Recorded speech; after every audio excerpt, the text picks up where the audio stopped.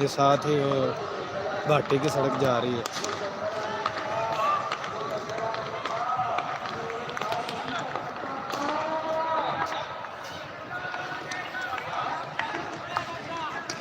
यज़दानी शहीद रहमतुल्लाह अलैह और अल्लामा शहीद रहमतुल्लाह अलैह इधर तकरीर कर गए हैं।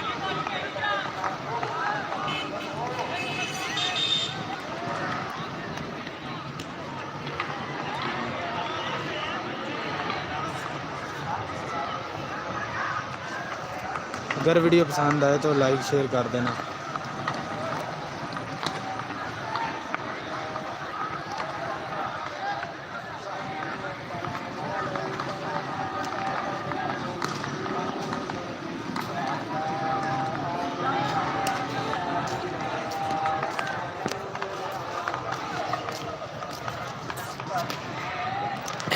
ज़्यादा से ज़्यादा शेयर करना।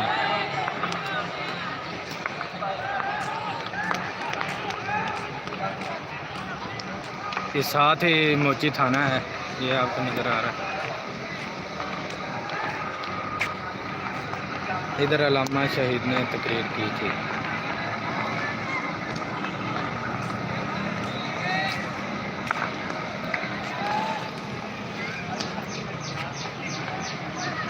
आपने अक्सर सुना होगा कि मोची गेट अल्लामा साहब का जलसा हुआ था। मोची गेट अल्लामा शहीद का जलसा हुआ था। ये सीढ़ियाँ बहुत ही पुरानी हो गई, नीचे से आप देखते हैं।